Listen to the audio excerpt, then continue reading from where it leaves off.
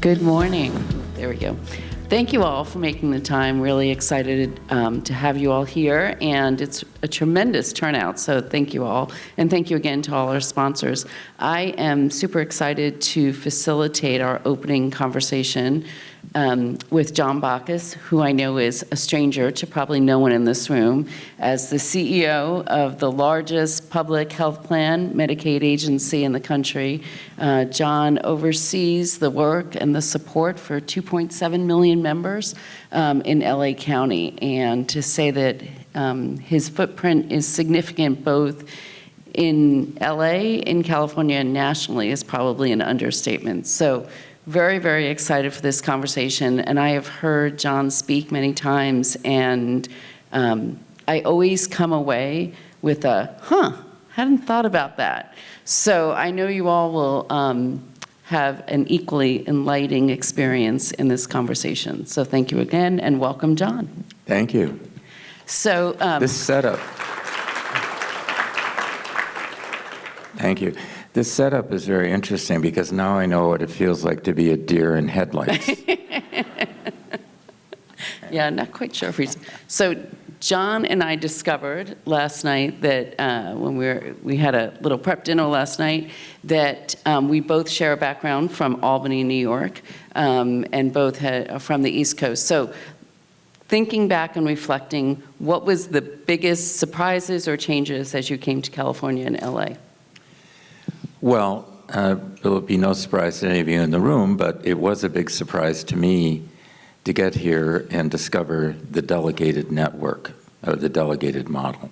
It is unique to Southern California, and I think probably the thing that struck me the most, we certainly have IPAs in the other states I'd worked in before, but here it was on steroids in the sense that there were so many, and that the doctors participated in multiple IPAs. We had them in New York, but you were exclusive to a particular IPA. And I'll never forget, in Rochester, New York, there were 2 IPAs, and each of them got into a disagreement with their participating physicians. And so the doctors all the doctors went from one to the other and the other to that one. So that was, very exclusive. But here we had multiple doctors, and it just seemed chaotic to me. And the other thing was that when we looked at the performance of the IPAs that were participating with us, and if there are any of you in the room, you'll remember this, I was quite shocked with the really poor performance on quality measures.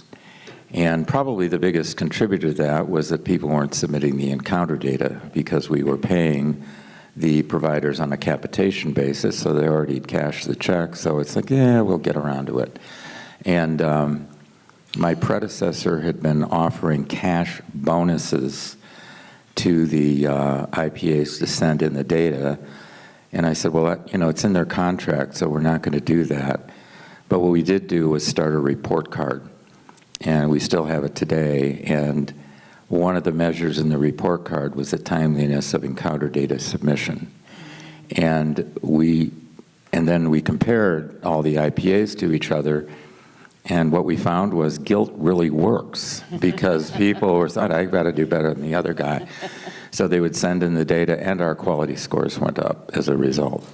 So that probably, and I have questioned consistently, what is the value this delegated network is bringing us?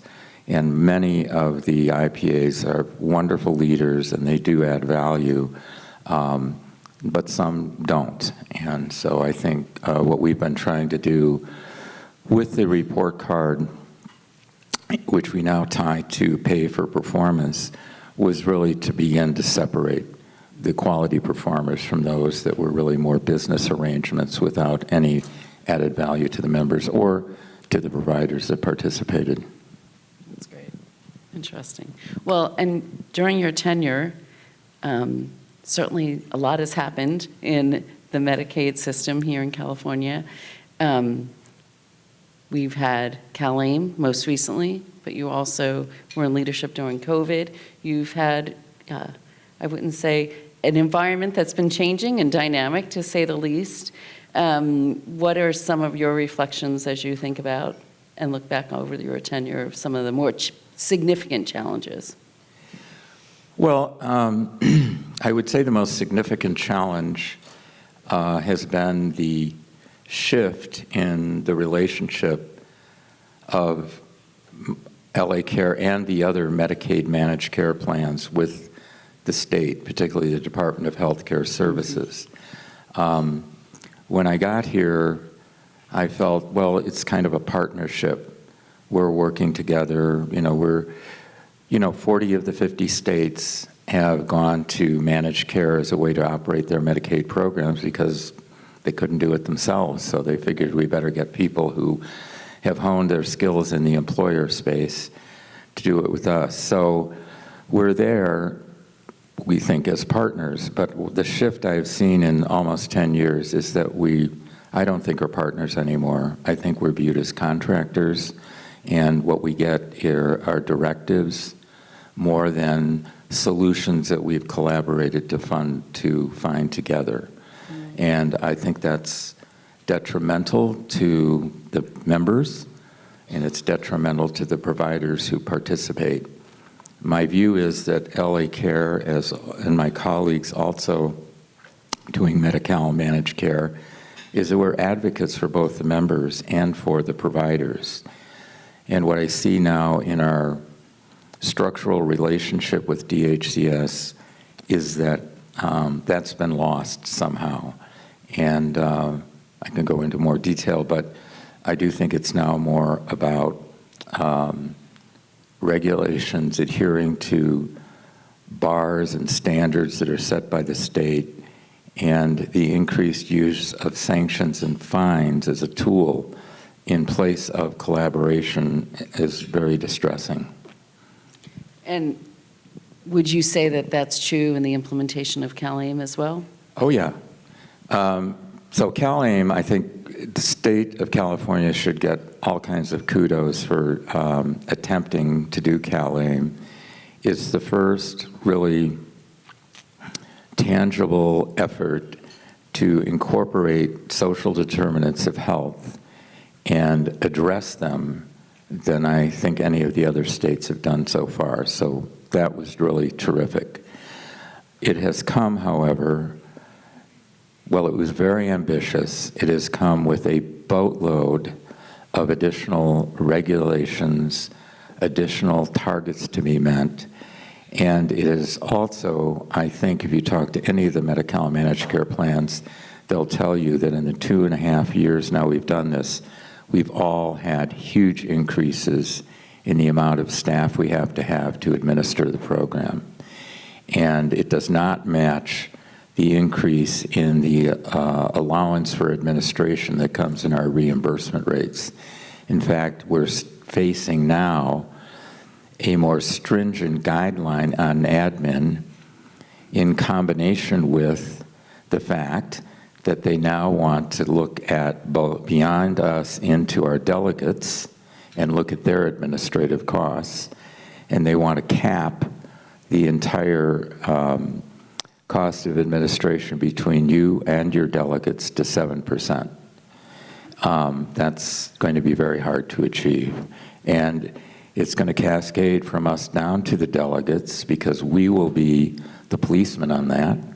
And we are the ones that are going to have to enforce that the delegates' administrative costs and ours combined cannot exceed 7%. So how we do I think that's going to influence the DOFers going forward in terms of who does what and who can do it more effectively or efficiently. And maybe that's the state's goal in this, but it's put us in the position, I think, of being policemen and again, it's not a collaborative approach. Yeah. When we had a state of reform in Northern California, one of the speakers used the phrase, the craziness, I can't remember the exact phrase, that we are deep in the craziness of implementation. Right. And that there has to be a recognition. And I'm curious, and maybe if you want to elaborate more, when you said that one of these transitions is from going from collaboration to much more of oversight, compliance in that relationship. I can see some noise if we're in the messiness, the ridiculousness, I think was the phrase, of implementation of such a major initiative of CalAIM, and yet that collaborate. I don't know if you want to elaborate or reflect more. Sure. Well, first of all, again, I do want to compliment the state on the initiative at CalAIM, and I also know that my colleagues who work at DHCS and DMHC are just as focused on doing the right thing as we are. Yeah.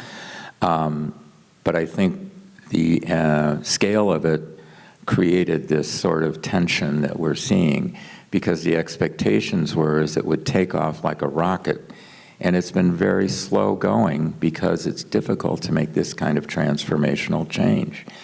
And they did put some rules around it that I think have made it even more difficult. And we talked a little at dinner last night, but one of them is an enhanced care management. Now, first of all, if somebody can tell me, I'll meet you in the lobby, and you tell me, what the hell is the difference between enhanced care management and complex care management? We were doing complex care management from day one. Suddenly, enhanced care management comes along, and, well, you can't do that. You have to contract with community-based organizations to deliver this level of care, which is really doing what the plans have always been doing. If we have high-needs members, we provide additional support in the way of care management. We try to address the social determinants. We now have some money that we can use for that. We didn't before, so that's great. But the idea of us adding yet another delegate, which is what a community-based organization is, makes it administratively complex. So at L.A. Care, we have 75 contracted enhanced care management firms. The amount of time, energy, and oversight of that is distracting. It's distracting from the real work that needs to be done. The plan, I mean, I love some of the CBOs, and I would love to contract with them, but I don't need 75. If we were able to do some of the enhanced care management work ourselves with our own nurse care managers, our own community health workers, we wouldn't have this cumbersome handoff. We would have less cases of people falling through the cracks, and I think we could do a better job. In one of my past positions as CEO of a plan called Senior Whole Health, all we did was take care of age dual eligibles.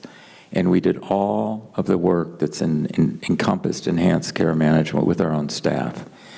And we had really demonstrable results, material improvements in both the decrease in utilization of hospital services and an increase in the use of short-term skilled nursing and getting people back into their own home. But we didn't have the distraction of having to administer 75 contracts, which is a big problem. Well, and I think the challenges that you're reflecting on that plans are having mirrors challenges that are happening within the community-based organizations and their communities, because, you know, in their operations and administration and just learning, you know, I often say it's like learning a new language, learning a new system, learning how to operate within a new delivery system that is new for them. So there's challenges on that side as well. Given all that, what are some of your reflections about sort of, particularly in this post-COVID environment, around the state of safety net infrastructure, particularly here in LA County? Well, I think the safety net's in trouble. Boy, and there's so many ways to talk about that. Let's first of all talk about the safety net hospitals. So hospitals that see a disproportionate share of Medi-Cal patients in their patient mix have always struggled. But since COVID, I think it's become even harder. As most of you know, in Medicaid, hospitals' payments for taking care of a Medicaid patient come in two forms. They come in the reimbursement they get from the health plans, and it comes in the form of directed payments, like HQAF and PDHP and all that stuff. So what's happened is that as the costs have gone up, but the reimbursement has not, the hospitals are increasingly turning to health plans to have us advance them their directed payments that come from the government. So I would say it's now an annual exercise that if the HQAF payment is due in October, 6 months before that, we'll have a dozen or so hospitals contact us and say, hey, can you front us the money because we can't meet payroll? Which is fine. We can advance it. We're guaranteed to get the money back because we distribute it. So when their portion of the money comes to us to distribute, we just keep it. But we become a bank, and we're lousy bankers because we don't charge any interest. But it's become a life cycle for those hospitals, and we've been doing it for 3 or 4 years with some institutions, and that's not a long-term financially stable environment. For the providers, I think the doctors, it's also difficult because, as you know, California is in the bottom 10 states in terms of reimbursement from Medi-Cal to providers. So we have doctors who are either in a federally qualified health center or a county-operated clinic or a private practice really having to crank through more patients so they get the volume to get the revenue, and they can't keep up with it. So our biggest end, we rely, and I'm sure this is true of every plan, but in L.A. Care, about 36% of our Medi-Cal members are cared for by a primary care physician who is in the traditional safety net, meaning they work for a federally qualified health center or they work for the County Department of Health Services. The other 64% are taken care of what we would otherwise call community-based physicians, who have more of a mix in their practice of Medicaid, Medicare, and commercially enrolled. If those people start walking away from participation because they said the revenue is not worth the expense, I mean, I can't cover my expenses, the traditional safety net cannot absorb those people.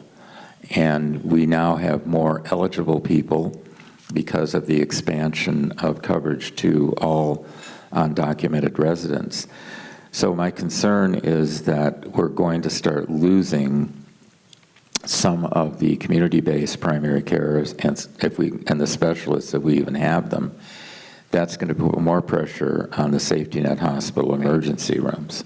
So I think we have to address that continuum in a more comprehensive way than we're doing right now. Yeah, absolutely. And I was not aware of that 65%, but that's significant.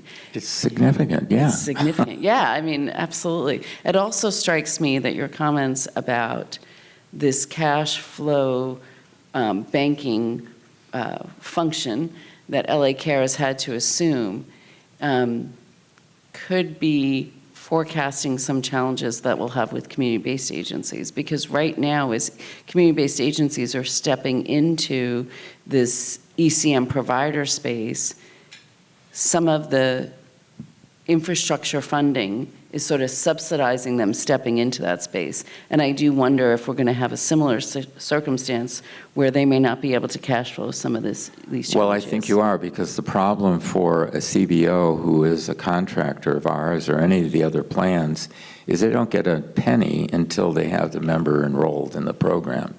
And the cost of finding the member and getting them enrolled, they have to bear that expense themselves. Yeah.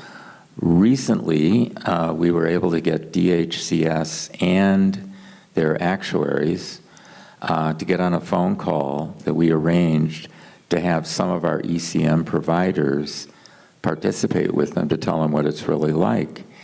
And the amazing thing was the actuaries went, oh, wow, we never realized that you would have to do that, spend all that effort beforehand, before you got the money.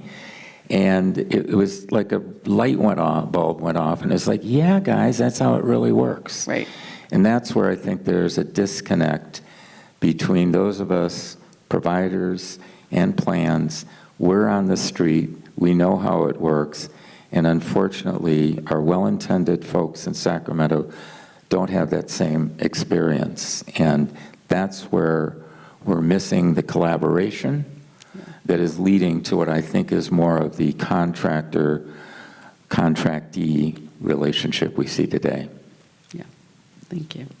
Well, and we will reserve some time for Q&A, but I would be remiss with all my first 5 friends in the room if I didn't ask a question about where are we, what are opportunities, what are bright spots around maternal and child health. There has been, I think, increasing recognition of children, particularly our youngest children, not receiving the basic preventative care, well child visits, immunizations, early intervention services. So from your perspective, what is Medi-Cal doing right by kids and moms, and where do we have some work to do?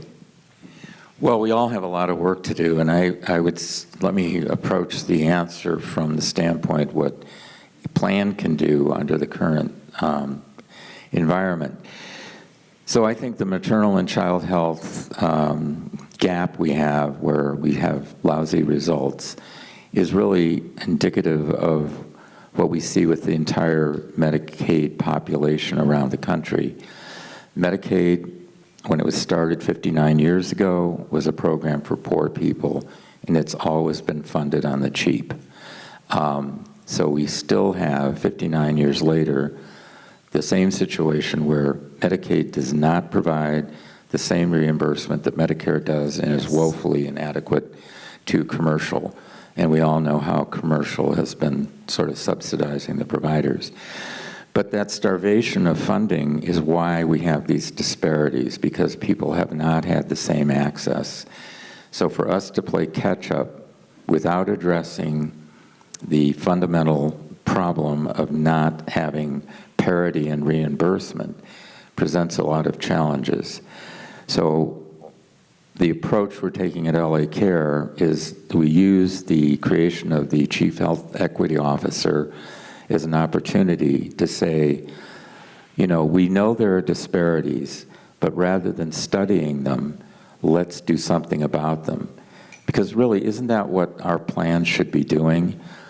Our Medi-Cal population has the most disparities of the population as a whole, and we really should be figuring out how to address those. So maternal and child health is at the top of our list of something we're doing something, trying to do something about. So we're very invested in expanding the role of doulas. We're going to be investing in a doula hub that the Los Angeles County Department of Public Health is organizing that will train doulas. How do we interact with managed care organizations? How do we bill?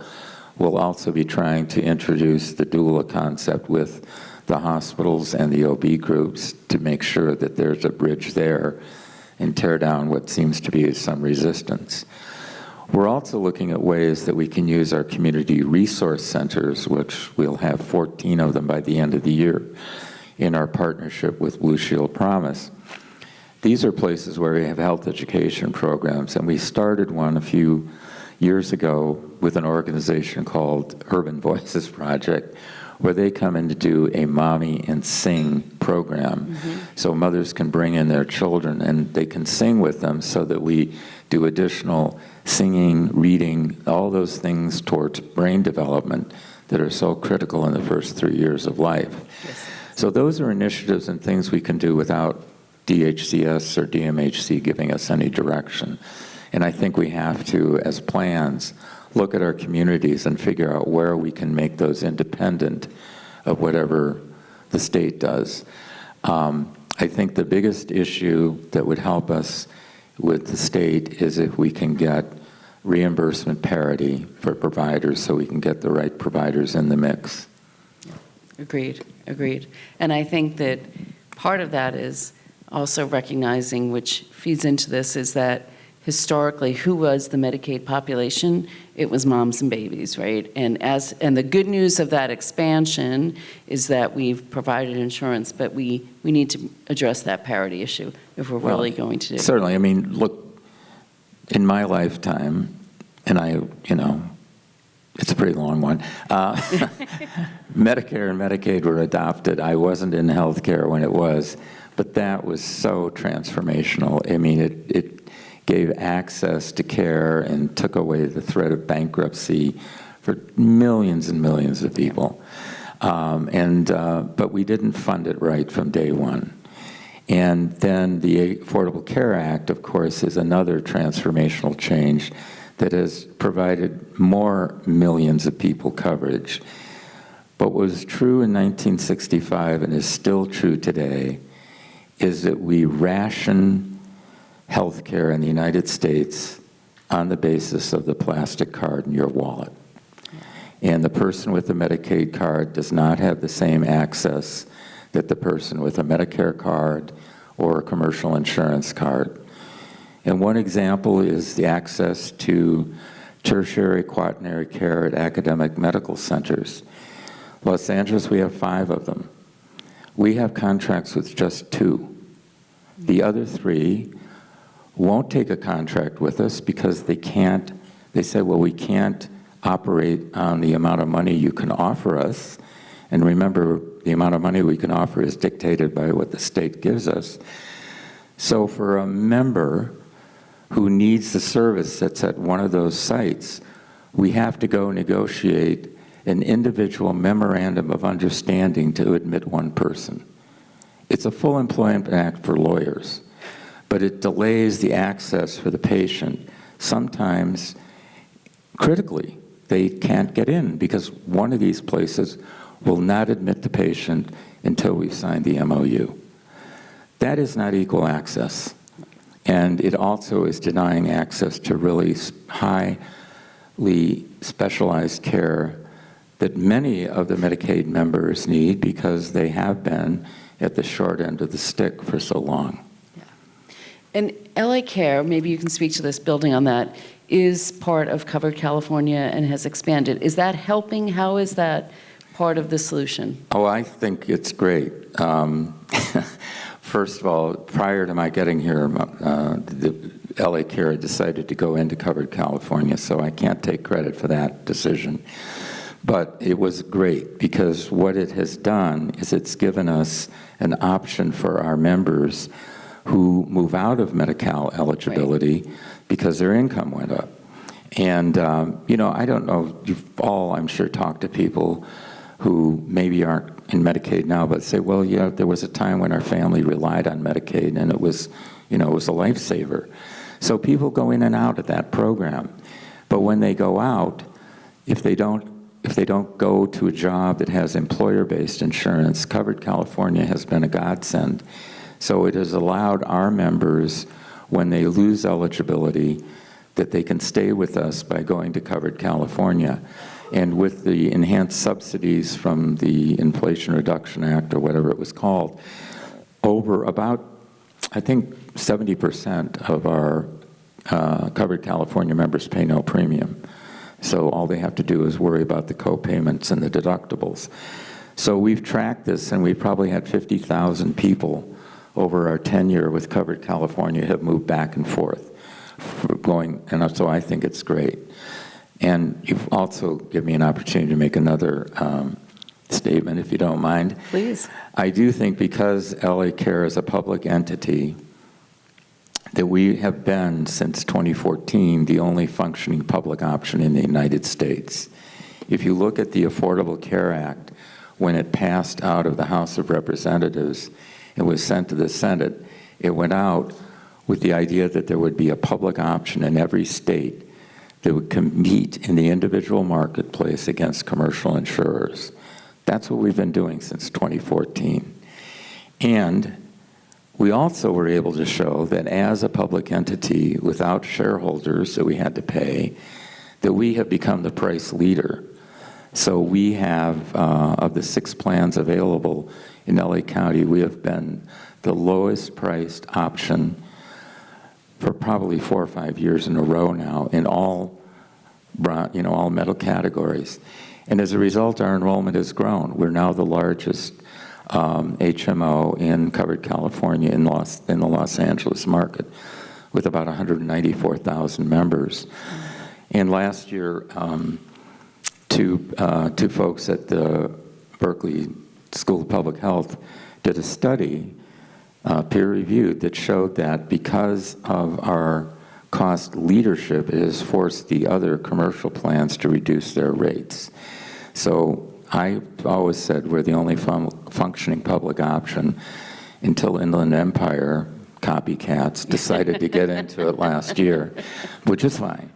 But I do think it shows that it works. Yeah. And so we're very, very glad to have taken that role. That's fantastic. Well, I do want to reserve a little bit of time for questions. If there is, I think we've got some mics, I'm hoping. Oh, yes. If there are any questions from anybody in the audience, if not, I will continue to dominate. Any questions?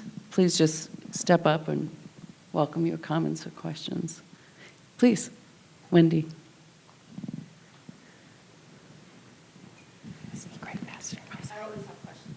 Good.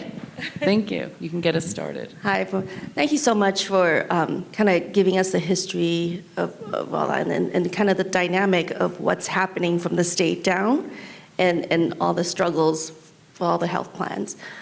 And I really wish that the state would kind of, do what they're, kind of preach what they do, kind of do what they preach in terms of lived experience, because it sounds like, the plan have lived experience with this population, and they're not consulting with you guys on that. So my question to you is, how do you guys kind of come together as a group to really kind of upstream the message to the state to really okay, we get what you guys wanted to do, this really high bar goal, but how do you hear us? So that's kind of my question. Well, we as plans and also the community of safety net providers really need to do more in collaboration.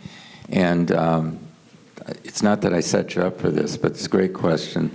So I think I can point to a success in collaboration, which is how we should approach it. In 2022, as you all know, as we were coming out of dealing with the pandemic, the cost of nursing was skyrocketing, and nurses were dropping out. It was very difficult. So I remember calling our friends in Sacramento and saying, in 2023, are you going to reflect the increased cost of nursing in our reimbursement? And I was told, no. And I said, well, that's really too bad, because our safety net providers, whether they're hospitals or practices, if they can find a nurse, can't afford to hire them. Well, sorry. So that really irritated me. So the very next day, I started making phone calls. And by the end of June of 2022, we had organized the Los Angeles County Safety Net Coalition, which was providers, meaning it was hospitals, it was doctors, it was clinics, it was my competitor health plans, my partner health plans, and we came together and said, look, we're an ecosystem that's taking care of 1/3 of the population of the state, and we don't have the resources necessary to do the job we're given to do. So what are we going to do about it? We can certainly get pitchforks and torches and go to Sacramento, but let's go with an idea.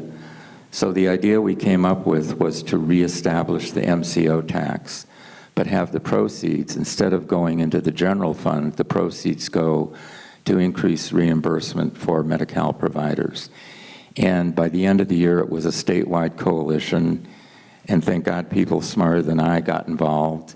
And we had leadership from the California Medical Association and Planned Parenthood and so forth. And we got the tax reestablished in 2023 budget. But to get it reestablished, the amount of money, we have about 1/3 of the money had to go to the general fund, but 2/3 of the money went to Medi-Cal reimbursement. We were concerned, however, that because it was adopted in the budget process, that in a subsequent budget year they could say, we need the money for the bullet train, so we'll take it back. And so we organized a proposition, which is now Prop 35, and the idea of the proposition was to make what we had embedded in the first iteration of this permanent. And so you will see on the ballot this fall, Prop 35, which is to say that the proceeds of the MCO tax will always be used to go to Medi-Cal for additional reimbursement, not to supplant other reimbursement the state's doing. But the real point of this is it was a collaboration of organizations and silos of people who normally go to Sacramento and elbow each other out at the trough, saying we have a common mission and a common purpose. So I think that's how we're going to have to make these transformational changes. And the next one we're all going to have to face is HCI or OCA or whatever it's called, the one that says that we're going to have cost increases starting next year at 3.5%, then to 3.2% by 2029 to be 3%.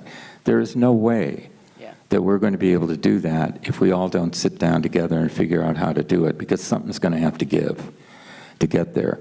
So I hope people take a lesson from what we did to get the MCO tax reestablished, that it was a collaboration of people across the ecosystem of healthcare that got that done. And that's how I think we're going to have to deal going forward with the challenges we have. That's great. Thank you. Thank you so much. I see one other question. Yes.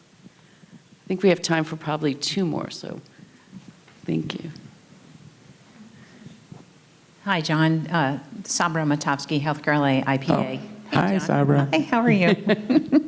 I just wanted to talk, as we talk about the chaos in the midst of reform, at the health center level, we've been working to increase vaccine rates for kids. And as soon as we get the staff, then we hear that there aren't vaccines available through the VFC program. They're switching to some new system and kids are going back to school, but we can't get vaccines.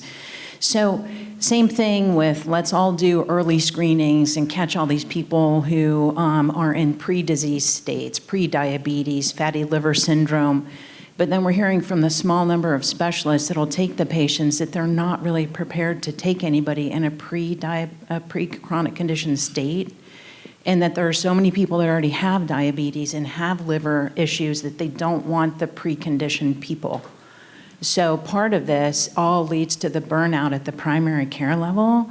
And I think we're just in this washing machine kind of circle where some part of the system expands enough to actually make a difference, but some other piece isn't ready for that next step. So we can screen more, but nobody will take them. We're ready to vaccinate more. There are no vaccines. And, at some point, is there any hope that any of this chaos will either stop or slow down enough for the system to right-size itself a little bit? Because it just, the burnout factor and people and providers saying, I just don't want to do this anymore, is the other factor that I don't think I've heard you guys talk about yet.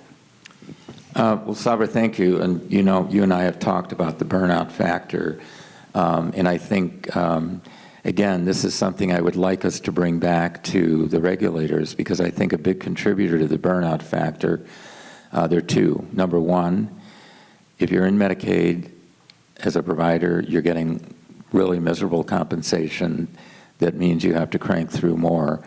And secondly, the amount of additional work you're asked to do to see a Medicaid patient. And my favorite topic is MCAS, the Managed Care Administrative Set. Yeah, accountable set. That has gone crazy. We are now up to 47, I think, MCAS measures, many of which have to be collected in the office. So when I say to our folks at DHCS, you realize it's one thing to ask the plan to pull together this, but it cascades down into the exam room. And you're asking a provider to do more and more in the same amount of time and not with enough revenue to do it. So, and the response I got from DHCS was, well, most of those can be done by staff. And it's like, well, they don't have the staff either. So it's not just the provider, it's the staff. So again, I think we have to come up, not just complain, but we have to come up with a solution. And one might be that we come and say, all right, let's skinny down MCAS to a reasonable number, and the ones that really have the most impact on the future health status of this member. And if we run into the kind of issues you're talking about, which we also had with ACEs, when the new Surgeon General came out, we were going to screen everybody. She had me on her commission for implementation. I kept saying, well, okay, we screen them all, then what? Where are we going to send them? There aren't enough people to handle that. So there is a right sizing that has to be done. But I do think we, rather than complain about the solutions DHCS is coming up with, we should come up with our own, like we did on the MCO, and we should go advance those ourselves. Thank you. Last question? Any last questions before? I have one last personal question. So I know that you sit on the board of Charles Drew University. Yes. Tell me what motivated you to join the board and what excites you about being on that board. Well, I was motivated, first of all, they invited me to be on the board, but my interest was really when we were realizing that the workforce for Medicaid patients, one of the biggest deficiencies was that we did not have providers who matched the demographics of the patients they were serving, and we knew that we get better outcomes when you see somebody who talks like you and looks like you and so forth. So we had an opportunity at L.A. Care to create a fund. I asked the board to set aside 5% of our reserves that were not statutory, aren't statutory reserves, for a workforce development program we call Elevating the Safety Net. And one of the elements of that was to sponsor scholarships. And we thought that the place to do it was at Charles Drew University, who has a mission to educate providers that will go back and work in the safety net community, if you will. So we asked Charles Drew and the UCLA Geffen School that we would pay for 4 scholarships a year at each institution. And we asked the institutions to pick the students who would get them, because we said, you've been doing this for decades, you can probably spot the first-year student walking through the door saying, that's the guy or the gal that's going to come back and work in the community. So they really looked for people with lived experience. And we have now given out 56 of these scholarships, and we're committed for at least 3 more years. And the first cohort of scholarships we gave out are now finishing their residency and are going to be coming back and working in the community. So that was really my motivation and my introduction to Charles Drew, and I see our president, Dr. David Carlisle, is here today.